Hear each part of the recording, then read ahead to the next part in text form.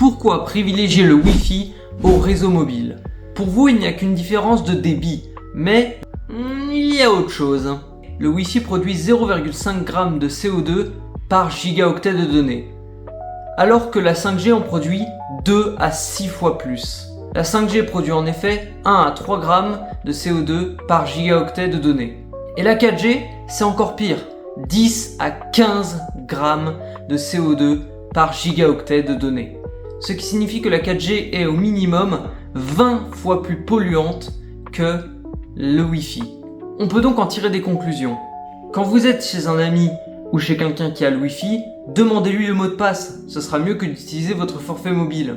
Quand vous voulez utiliser Internet à l'extérieur, utilisez plutôt la 5G que la 4G.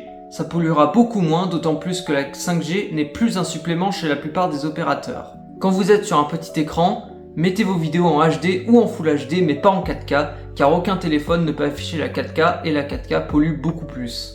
Et enfin, petite mention honorable, si vous possédez un câble Ethernet, il vous permettra de baisser votre facture d'électricité, car même s'il pollue à peu près autant que la Wi-Fi, ce dernier est moins énergivore, vous m'en remercierez plus tard. Et donc en conclusion, utilisez d'abord le Wi-Fi ou l'Ethernet, puis utilisez la 5G et en dernier recours la 4G, car diminuer notre impact sur l'environnement sans changer notre quotidien, ça c'est une bonne chose à faire.